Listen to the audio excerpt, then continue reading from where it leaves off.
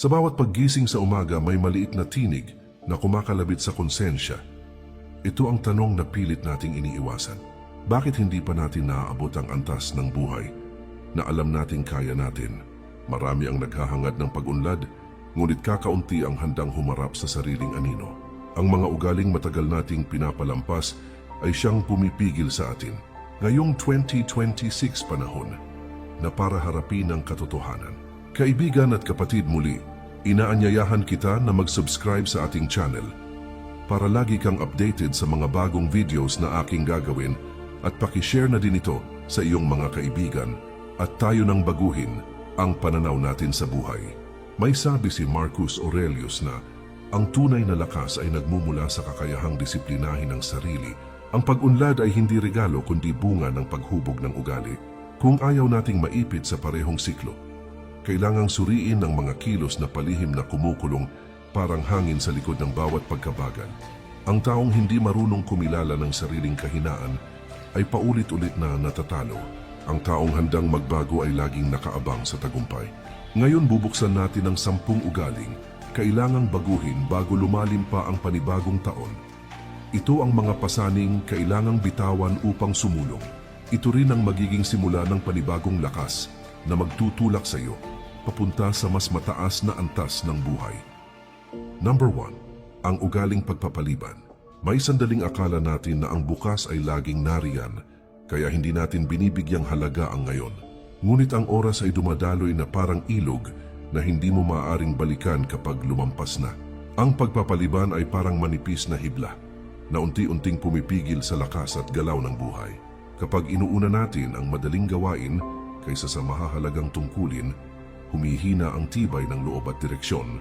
Nawawala ang malinaw na landas dahil pinipili natin ang komportableng pahinga kaysa kinakailangang pagsusumikap. At sa bawat araw na nagdadaan, lumalayo tayo sa mga layuning matagal na nating inaasam. Sa aral ng mga Stoic, ang tunay na kayamanan ay hindi nakikita sa dami ng ari-ariang hawak, kundi sa paraan ng paggamit sa oras. Bawat araw ay paanyaya para paunlarin ang sarili at paigtingin ang disiplina. Ang kilos ay nagiging sandata upang ang bawat sandali ay magbunga ng pagunlad imbes na panghihinayang. Ang taong palaging naghihintay ng perpektong pagkakataon ay madalas na nabibigo dahil ang perpekto ay hindi dumarating.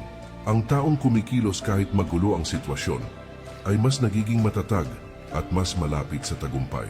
Ang tapang na magsimula kahit walang kasiguruhan ay isa sa pinakamataas na anyo ng lakas. Ngayong 2026 panahon, nang pakawalan ang ugaling nagpapabigat sa pag-usad, piliin ang aksyon kahit maliit at simple, sapagkat ito ang nagbubukas ng bagong momentum. Piliin ang pag-usad, sapagkat ang naghihintay ay napag-iiwanan at ang kumikilos ang umaangat. Number 2, ugaling mabilis sumuko. Maraming tao ang nag-uumpisa nang may apoy ngunit madaling naubusan ng lakas kapag humarap sa unang balakid. Ang pagsuko sa unang hirap ay parang pagputol sa punong hindi pa nabibigyan ng panahon para tumibay ang ugat. Ito ang ugaling pumipigil sa tunay na pag-angat. Kapag hinayaan nating mangibabaw ang pagod, mas nangingibabaw ang takot kaysa determinasyon. Lumiliit ang pananaw dahil inuuna ang pakiramdam kaysa pangarap. Unti-unting bumababa ang kumpiyansa sa sarili tuwing iniiwan natin ang laban. Sa aral ng mga Stoic, ang hirap ay hindi kaaway, kundi kasama sa paghubog ng tibay. Ang pagsubok ay hindi kaparusahan, kundi proseso ng pagpapalalim ng karakter. Ang pagtitiis ay nagiging daan para makita natin kung gaano kalawak ang ating kakayahan. Ang taong mabilis sumuko ay nananatiling bihag ng sariling alinlangan. Ang taong nagpapatuloy kahit mabigat ay nagiging mas matatag kaysa saan man siya nagsimula.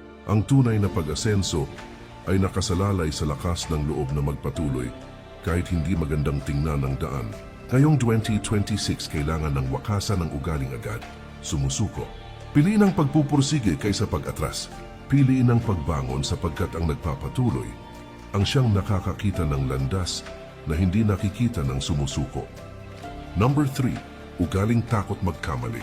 Maraming pangarap ang hindi umaabot dahil natatalo tayo ng sariling pangamba bago pa man magsimula. Ang takot magkamali ay parang pader na hindi nakikita ngunit matigas na humahadlang sa pag-usad. Ito ang ugaling lumalason sa tapang at nagpapabagal sa pag-unlad. Kapag inuuna natin ang pangamba, humihina ang loob at nababawasan ang lakas ng loob na sumubok. Nawawala ng sigla ang isip dahil mas binibigyan ng bigat ang posibilidad ng pagkukulang kaysa sa oportunidad na matuto. At sa bawat araw na iniiwasan natin ang pagkakamali, mas kumikitid ang mundong dapat sana ay lumalawak. Sa aral ng mga Stoic, ang pagkakamali ay gabay na nagtuturo ng direksyon. Ito ang nagpapatatag ng loob at nagpapalalim ng pangunawa. At ito rin ang humuhubog ng karakter na hindi madaling matinag. Ang taong takot magkamali ay bihirang makakita ng bagong daan. Ang taong bukas sa pagkukulang ay mas madaling natututo at mas mabilis sumulong. Ang lakas ng loob na kumilos kahit may posibilidad ng pagkakamali ay mas mahalaga kaysa perpektong simula. Sa pagharap sa bagong taon, mas makabubuting piliin ang pagkatuto kaysa pag-iwas. Ang tapang na sumubok ay magiging sandata mo sa bawat hamon na darating. At ang taong handang magkamali, ang siyang nagiging tunay na handa umasenso. Number 4. Ugaling puno ng palusot. Maraming pangarap ang hindi umaabot hindi dahil kulang ang talento, kundi dahil lagi nating inuuna ang dahilan kaysa hakbang. Ang palusot ay parang manipis na ulap na tumatakip sa totoong problema. Ngunit hindi ito kailanman nagdadala ng solusyon. Ito ang ugaling unti-unting kumikitil sa lakas ng loob at disiplina. Kapag masabala tayo sa paglikha ng dahilan, kaysa sa paggawa lumalabo ang direksyon at humahaba ang distansya sa gusto nating marating. Nauubos ang lakas dahil pinag-iigihan natin ang pagdepensa sa sarili imbes na pagbutihin ang aksyon. At sa tuwing umaasa tayo sa palusot, mas nauubos ang tiwala sa sariling kakayahan. Sa aral ng mga Stoic, ang pinakamalaking hadlang sa pag-unlad ay ang pagtangging akuin ng responsibilidad. Ang tapang na kilalanin ang sariling kakulangan ay mas mataas kaysa tapang na magpaliwanag. At ang katapatan sa sarili ang tunay na pundasyon ng matatag na buhay. Ang taong laging may dahilan ay bihirang makaangat dahil inuuna niya ang paliwanag kaysa pagbabago. Ang taong handang humarap sa katotohanan ay mas mabilis nakakahanap ng solusyon kahit magulo ang sitwasyon. Kung ang isip ay nakatuon sa dahilan, magiging dahilan din ang kapalit ng buhay. Sa paglapit ng mga susunod na yugto ng buhay, mas mabuting piliin ang pruweba kaysa paliwanag. Mas mabuting piliin ang hakbang kaysa dahilan. At mas malayo ang mararating ng taong handang bitawan ang palusot upang bigyang daan ang tunay na pag-unlad. Number 5. Ugaling walang paninindigan. Maraming tao ang may magagandang pangarap, ngunit kulang sa tibay kapag oras na para tumayo sa pinaniniwalaan. Ang kawalan ng paninindigan ay parang barkong walang timon, na basta lang dinadala ng alon. Ito ang ugaling nagpapahina sa karakter at nagpapabagal sa pag-angat. Kapag hindi matatag ang loob, madaling maapektuhan ng opinyon ng iba ang direksyon ng buhay. Nawawala ang malinaw na layunin dahil inuuna ang pakikisama kaysa prinsipyo. At sa bawat pagkakataong hindi tayo tumitindig, unti-unting nabubura ang tiwala sa sarili. Sa aral ng mga Stoic, ang paninindigan ay isa sa pinakamataas na anyo ng lakas. Ito ang nagbibigay ng direksyon sa isip at tibay sa loob. Ito rin ang nagiging sandigan sa gitna ng gulo at pagkalito. Ang taong walang paninindigan ay madaling matumba dahil wala siyang matibay na pinanghahawakan. Ang taong may malinaw na prinsipyo ay nakakasulong kahit marami ang kumukontra.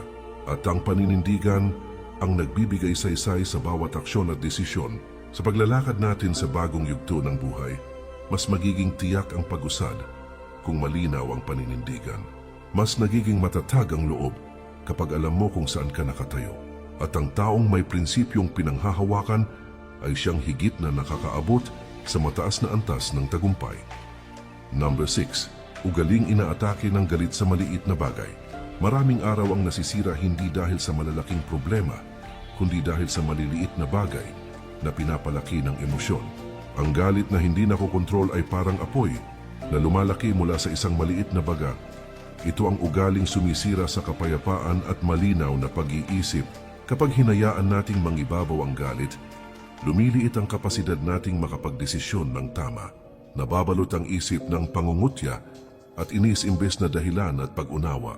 At sa bawat pagputok ng emosyon, mas lumalayo tayo sa taong nais nating maging. Sa aral ng mga Stoic, ang galit ay isang uri ng pagkatalo sa sarili.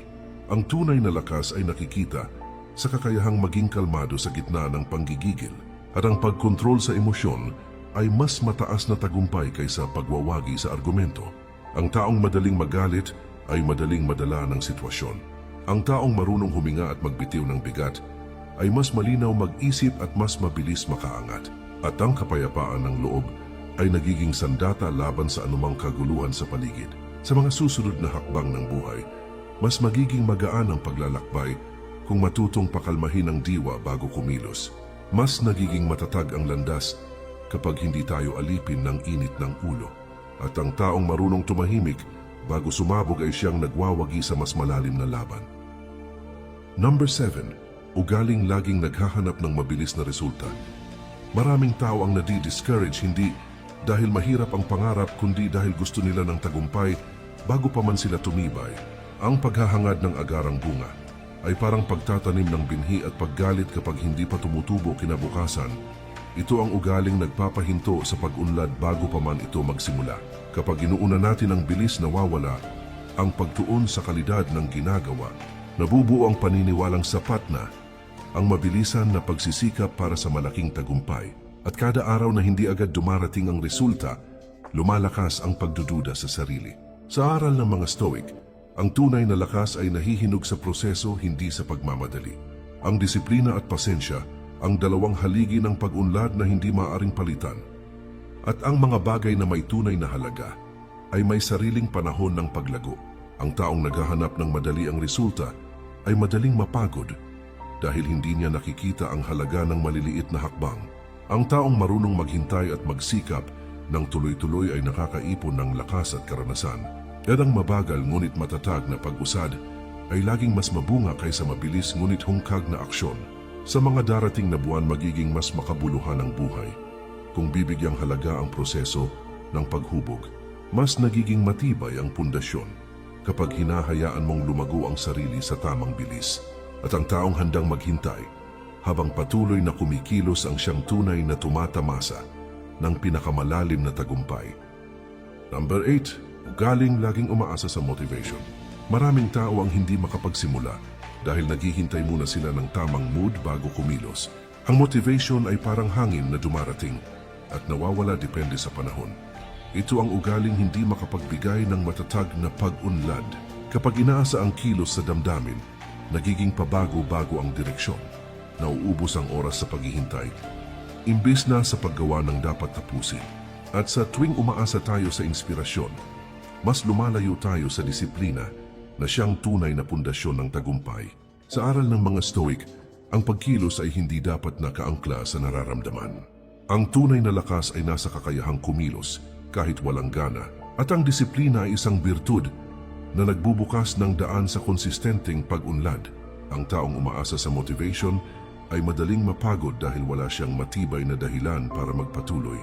Ang taong may disiplina ay lumalakas sa bawat araw dahil ginagawa niya ang kailangan kahit hindi siya ganun ka-inspired. At ang konsistenteng kilos ay mas makapangyarihan kaysa panandaliang sigla. Sa pagharap sa panibagong mga hamon, magiging mas matatag ang iyong buhay kapag pinili mong kumilos dahil ito ang tama at hindi dahil ito ang magaan.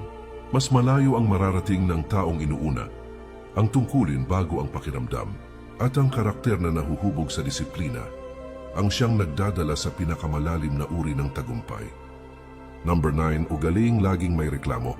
Maraming tao ang hindi makausad dahil mas mabilis silang maghanap ng mali kaysa makita ang potensyal ng sitwasyon.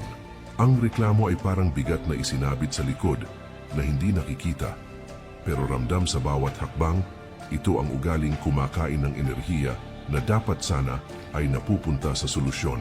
Kapag inuuna ang pag-aangal, humihina ang kakayahang gumawa ng malinaw na desisyon. Nababawasan ang sigla ng isip dahil nalulunod sa negatibong pag-iisip, at sa bawat sandaling inuuna, ang hinaing mas tumitindi ang pakiramdam na walang nagbabago. Sa aral ng mga Stoic, ang pananaw ang unang dapat baguhin bago ang sitwasyon. Ang pagtanggap ay hindi pagsuko, kundi paglinaw ng isip upang makapagdesisyon ng tama, at ang pagkilos ay mas mahalaga kaysa paulit-ulit na pag-uulit ng hinaing. Ang taong laging nakatingin sa mali ay bihirang makaangat dahil hindi niya nakikita ang susunod na hakbang. Ang taong marunong maghanap ng paraan ay nakakakita ng oportunidad kahit sa gitna ng gulo. At ang pag-iisip na bukas sa solusyon ay nagbibigay ng lakas para umusad ng mas matatag. Sa bawat paglipas ng araw, mas magiging magaan ang iyong paglalakbay. Kung pahihinain mo ang boses ng reklamo sa loob mo, mas nagiging malinaw ang daan kapag inuuna ang paggawa kaysa pag-aangal. At ang taong marunong tumigil sa reklamo ang siyang nakakakita ng direksyong hindi napapansin ng iba. Number 10. Ugaling hindi marunong tumanggap ng pagbabago. Maraming tao ang nananatili sa parehong sitwasyon hindi dahil imposible ang pag-angat, kundi dahil takot silang kumalas sa nakasanayan. Ang pagtutol sa pagbabago ay parang paghawak sa kadena na matagal ng punit. Ito ang ugaling nagbubulag sa mga bagong pagkakataong nasa harapan na. Kapag pinipilit nating manatili sa lumang paraan, humihina ang kakayahan nating matuto. Nawawala ang sigla ng pag-iisip dahil paulit-ulit lang ang mga galaw na hindi na nagdadala ng bunga. At sa bawat araw na itinatanggi natin ang pagbabago, mas tumitindi ang pakiramdam na hindi tayo umaabot kahit malapit na tayo. Sa aral ng mga Stoic, ang pagbabago ay likas na bahagi ng buhay at hindi dapat katakutan. Ito ang humuhubog sa tibay ng loob at katalinuhan ng isip. At ang pagyakap sa pagbabago ay nagiging daan upang makita ang potensyal na hindi natin nakita noon. Ang taong tumatanggi sa bagong daan ay bihirang makaangat dahil nakakulong siya sa lumang bersyon ng sarili. Ang taong bukas sa pagbabago ay mas madaling nakakasabay sa pag-ikot ng mundo. At ang kakayahang mag-adjust ay isa sa pinakamalakas na sandata para manatiling matatag. Sa pag-abot mo sa susunod na yugto ng buhay, magiging mas makabuluhan ang paglalakbay kung tatanggapin mo ang mga pagbabagong darating. Mas lumalawak ang pananaw kapag pinipiling magbago imbes na manatiling nakaangkla sa nakaraan. At ang taong handang yakapin ang pagbabago ang siyang tunay na umaabot sa pinakamataas na antas ng pag-unlad. Sa dulo ng bawat laban may tanong na babalik at babalik. Hanggang saan ka handang magbago para sa buhay na matagal mo nang hinihintay? Ito ang sandaling humuhubog sa hinaharap mo. Marami ang nangangarap, pero iilan lang ang handang kumilos. Marami ang nagsasalita, pero kakaunti ang handang manindigan. At ikaw, kaibigan, ay narito pa rin nagbabasa at naghahanap ng paraan para umangat. Sa aral ng mga sinaunang pantas, ang pag-unlad ay hindi isang biglaang pagtalon, kundi serye ng maliliit at matitibay na hakbang. Ito ang pag-asang unti-unting hinuhubog ng disiplina. Ito ang tapang na lumalakas sa bawat desisyong kumilos kahit mahirap. Kung kaya mong baguhin ang isa sa 10 ugaling tinalakay natin ngayon, may mararamdaman kang pag-usad. Kung kaya mong baguhin ang 5 mula rito, mababago ang direksyon ng buhay mo. At kung kaya mong baguhin ang lahat, mararanasan mo ang antas ng pag-unlad na hindi mo inakalang posible. Ito ang huling paalala bago mo tapusin ang video. Ang pagbabago ay hindi hinihintay. Ang pagbabago ay pinipili. Muli, kaibigan, iniimbitahan kita na mag-subscribe sa ating channel para lagi kang updated sa mga bagong videos na aking gagawin. Paki-like na din ito at share sa iyong mga kaibigan at tuklasin natin kung paano umasenso sa buhay. Ang pag-unlad ay paglalakbay at mas malayo ang mararating kapag hindi ka nag-iisa. At kung narito ka pa hanggang ngayon, siguradong handa ka nang simulan ang panibagong yugto ng iyong buhay. Maraming salamat po. Mag-ingat po tayo palagi at kay Lord